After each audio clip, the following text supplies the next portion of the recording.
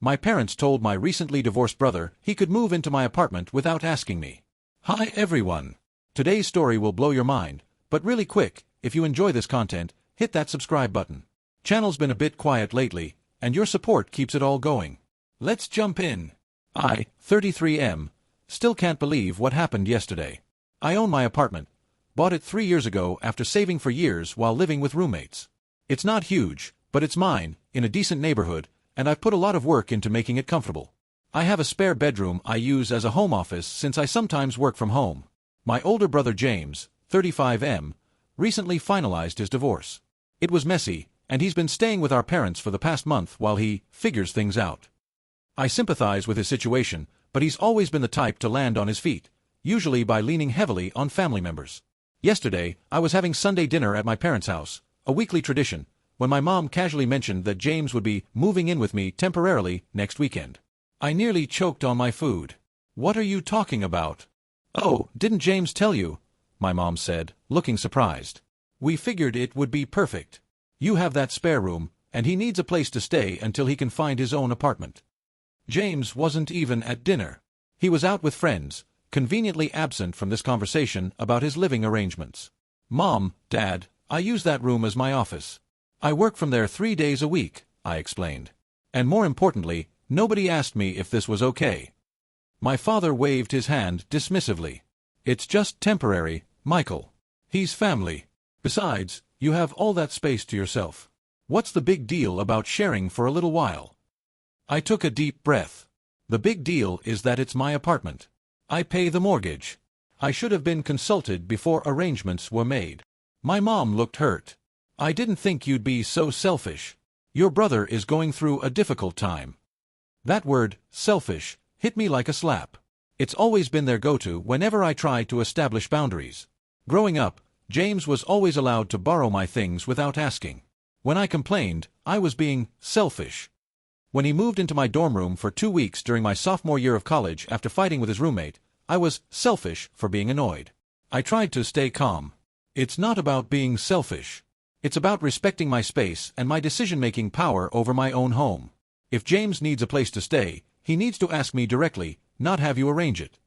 My dad's expression hardened. "Well, we already told him it would be fine. He's planning to move his things on Saturday." "I never agreed to this," I said firmly. "If he shows up with his stuff, I won't let him in." The rest of dinner was tense. My mom kept shooting me disappointed looks, and my dad barely spoke to me. When I left, my mom hugged me stiffly and whispered, "Just think about it. He's your brother." I tried calling James when I got home, but he didn't pick up. I sent him a text. "Mom and Dad told me you're planning to move in on Saturday. We need to talk about this because I haven't agreed to it." He replied this morning, "Don't be dramatic. It's just for a few weeks until I find my own place. I'll stay out of your way." I responded, "That's not the point. You should have asked me directly. My spare room is my office. I need that space." He hasn't replied, and I'm fuming. I've always struggled with standing up to my family, especially when they pull the family obligation card. But this feels like a major violation of boundaries. I'm torn between standing my ground and avoiding family drama. If I refuse, I'll be painted as the villain who wouldn't help his brother during a crisis. If I give in, I'm reinforcing the idea that my boundaries don't matter. Am I overreacting? How do I handle this without destroying my relationship with my family? Update: he moved in while I was at work. I can't believe what I'm about to write. After my post last week, many of you suggested I be firm but fair, offer to help James find a place, maybe even help financially if possible, but stand my ground about him not moving in. I tried. I really did. I texted James again and called my parents. I explained calmly that while I sympathize with James's situation, having him move into my home wasn't feasible. I offered to help him apartment hunt, even offered to pay his security deposit to help him get back on his feet. My parents seemed to reluctantly accept this, though they still made comments about family sticking together and how disappointed they were. James never responded to my texts, which I found odd, but I assumed he got the message through our parents. I was wrong. Yesterday, I had to go into the office for a full day of meetings. I left home at 7 a.m. and didn't return until almost 7 p.m. When I put my key in the lock, I immediately sensed something was off. There were lights on that I hadn't left on. I walked in to find James sitting on my couch, watching my TV, with moving boxes stacked in my living room and a suitcase in the hallway. "Hey," he said casually, barely looking up from the baseball game. "I ordered pizza. Should be here in 15." I stood there in shock. "James, what the hell? How did you get in here?" He shrugged. "Mom and Dad have your spare key, remember? They gave it to me. I figured it would be easier this way, move in while you were at work so we could avoid the drama." For context, I had given my parents a spare key for emergencies a couple years ago. Never imagined they would hand it over to someone else without my permission. "This isn't avoiding drama, this is creating drama," I said, trying to keep my voice steady. "I specifically told you and Mom and Dad that you couldn't move in here." James finally looked away from the TV. "Look, I know you're annoyed, but it's done now. My stuff is here. Where else am I supposed to go?" "That's not my problem," I told him. "You can't just break into someone's home and expect to stay." "I didn't break in. I had a key," he countered. "And it's not like I'm a stranger. I'm your brother. Family helps family." I called my parents immediately. My mom answered, and when I asked what the hell they were thinking giving James my key and helping him move in against my explicit wishes, she acted like I was overreacting. "We knew you'd come around once it was done," she said. "You were just being stubborn. Now you can help your brother when he needs it most." I was speechless. The level of disrespect for my boundaries was staggering. I ended the call and turned to James. "This isn't going to work. You need to leave." "I can't," he said. "I've already given up my room at Mom and Dad's. All my stuff is here now." "That's not my problem," I repeated. "You can't stay here." He got angry then. "Are you seriously going to throw your own brother out on the street? After everything I've been through with the divorce? What kind of person does that?" The pizza arrived, interrupting our argument. James answered the door like he lived there, which made me even angrier. I stayed up half the night trying to figure out what to do. I couldn't physically remove him or his things by myself.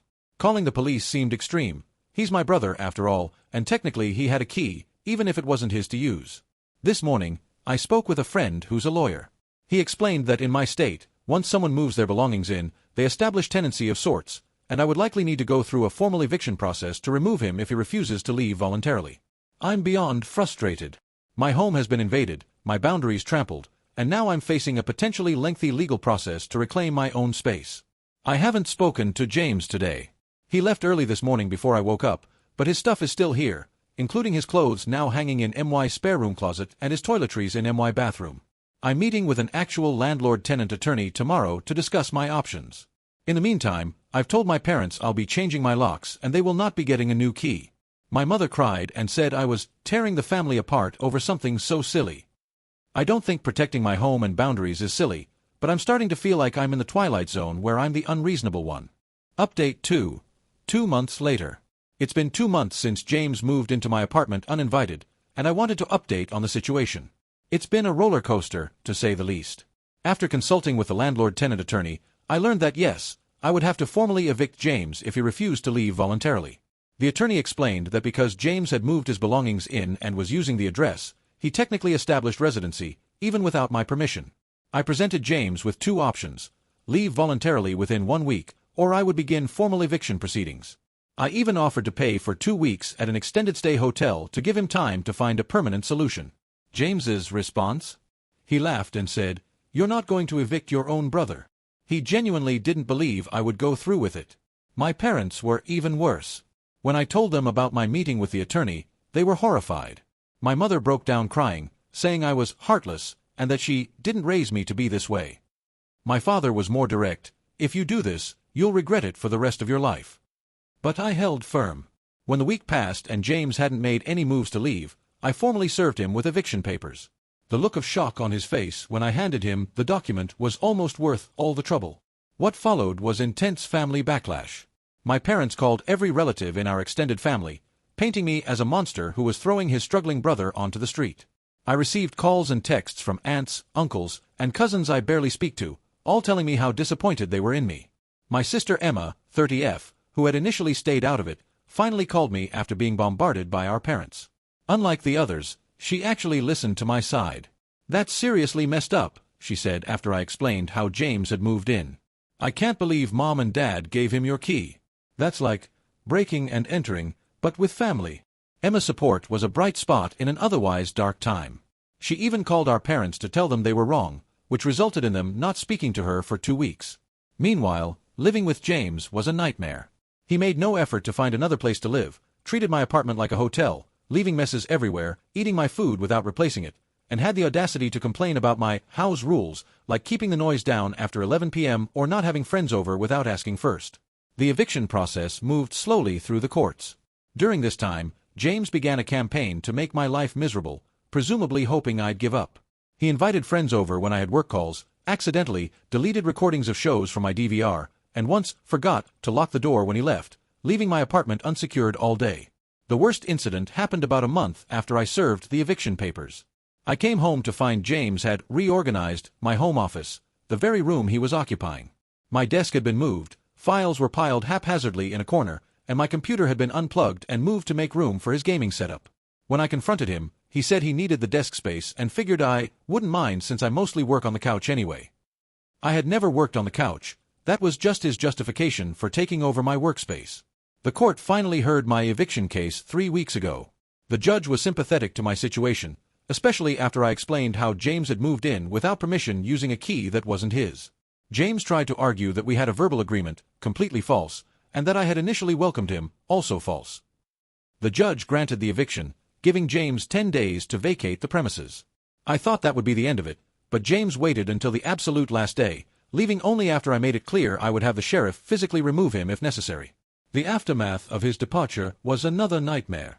He left my apartment in shambles, stains on the carpets, holes in the walls where he had hung pictures without asking, and a refrigerator full of expired food. The spare room smelled like a locker room, and I discovered he had been smoking in there despite my strict no-smoking policy. The cleanup has cost me over $1,000 so far, and I'm still finding damage. The worst discovery was that my grandmother's antique mirror, which had been stored in the spare room closet, was cracked. When I texted James about it, he replied, "Shouldn't have evicted me if you wanted your stuff to stay nice." My parents are still barely speaking to me. When they do, it's cold and formal. My mother sends me guilt-inducing texts like, "Just checking if you're still alive since you don't seem to care about family anymore." My father is more direct, "I hope you're satisfied with what you've done to this family." The most frustrating part is that James has somehow spun this narrative where he's the victim. According to him, I cruelly evicted him when he was just getting back on his feet. He conveniently leaves out the part where he moved in without permission and refused to leave when asked. But there are silver linings. I've changed my locks and installed a security system with cameras. My home is mine again, and I'm slowly reclaiming my space. Emma has become a stronger ally, and a few other family members who initially condemned me have reached out after hearing my side of the story. I've also learned a valuable lesson about boundaries. Setting them isn't selfish, it's necessary. And people who don't respect them don't deserve access to your life, family or not. Final update. 6 months later. It's been 6 months since my brother was evicted from my apartment, and I wanted to share this final update because things have taken some interesting turns. After James left, I spent weeks restoring my apartment to its former state. Beyond the physical cleaning and repairs, I needed to reclaim it emotionally as my own space. I repainted the spare room, bought new furniture for it, and completely reorganized it back into a functional home office. The simple pleasure of sitting at my own desk, in my own space, knowing no one could invade it, was indescribable. The security upgrades I mentioned in my last update have been invaluable for my peace of mind. I installed a comprehensive system with doorbell camera, motion sensors, and window alarms. I also added smart locks that notify me whenever the door is opened. Some might think this is overkill, but after having my space invaded once, I wasn't taking any chances. As for family dynamics, things have evolved in unexpected ways. About 2 months after the eviction, my parents' rhetoric began to change. Why? Because James moved in with them, and reality hit hard. My sister Emma called me laughing one day. "You won't believe this," she said. "Mom just called me complaining about James. Apparently, he's taking advantage of their generosity and not respecting their home." The irony wasn't lost on either of us. James, true to form, fell back into his old patterns. He wasn't contributing to household expenses, was leaving messes throughout their house, staying up late playing video games, and making no effort to find his own place. Basically, all the same behaviors I had dealt with, but now my parents were experiencing them firsthand. The turning point came when James lost his job 3 months ago. According to Emma, who remains my insider source, he had been showing up late repeatedly because he was staying up until 3 a.m. gaming. With no income, he became completely dependent on our parents, who are in their 60s and supposed to be enjoying retirement, not supporting their mid-30s son. About a month ago, I received a text from my father that simply said, "Can we talk?" We met for coffee, and for the first time in my adult life, I saw my father look genuinely apologetic. "I owe you an apology," he said, staring into his coffee. "We should never have given James your key or encouraged him to move in without your permission. That was wrong of us." I was so shocked I nearly spilled my drink. My father is not a man who admits mistakes easily. He continued, "Your mother and we've always tried to help James because he seemed to need it more. But I'm starting to think we've been enabling him instead of helping him." That conversation opened the door to healing. A week later, my mother called and offered her own apology, though hers came with more justifications. "We just wanted to help him," she explained. "But I understand now that we crossed a line with your apartment." I accepted their apologies but made it clear that rebuilding trust would take time. I haven't given them a new key to my apartment, and I don't plan to anytime soon. As for James, our relationship remains strained. He views me as the villain who abandoned him in his time of need, conveniently forgetting how he invaded my space and refused to leave when asked nicely. He still hasn't apologized for moving in without permission or for the damage he caused to my apartment. However, my parents' newfound awareness has led to significant changes. 3 weeks ago, they gave James an ultimatum: find a job within 30 days or find another place to live. They've also started charging him rent, a modest amount, but it's a step toward holding him accountable. This situation has taught me invaluable lessons about boundaries. 1. Setting boundaries isn't selfish, it's essential for healthy relationships. 2. People who truly respect you will respect your boundaries, even if they don't like them. 3.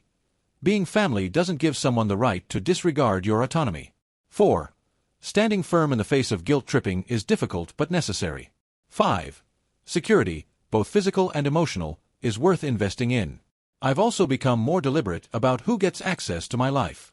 I've strengthened relationships with friends and family members who supported me, like Emma, while creating distance from those who demonstrated they don't respect my boundaries. On a positive note, my home office is now more productive than ever. I've received a promotion at work, partly because I've been able to focus better without the chaos James brought into my space. I've even started a small side business that I run from that spare room, something that would have been impossible with James living there. Some extended family members still view me as the villain in this story, and I've made peace with that. I can't control their perceptions, especially when they're getting a one-sided version of events. What matters is that I know I did the right thing by standing up for myself. In an ironic twist, James recently texted me asking if he could crash at my place for a few days if things don't work out with our parents. I responded with a simple no. He called me selfish, of course, but this time, the word didn't sting like it used to. I've reclaimed it. If protecting my home, my peace, and my boundaries makes me selfish, then I'm perfectly fine being selfish. I don't know what the future holds for my relationship with James or even with my parents. Trust, once broken, takes time to rebuild. But I'm grateful for the growth this challenging experience has brought me. I'm stronger, more confident in setting boundaries, and more appreciative of my own space than ever before. Thank you to everyone who supported me through this journey. Your validation helped me stay strong when I was doubting myself. If anyone takes anything away from my story, I hope it's this: your boundaries matter, and anyone who tells you otherwise doesn't deserve access to your life, family or not.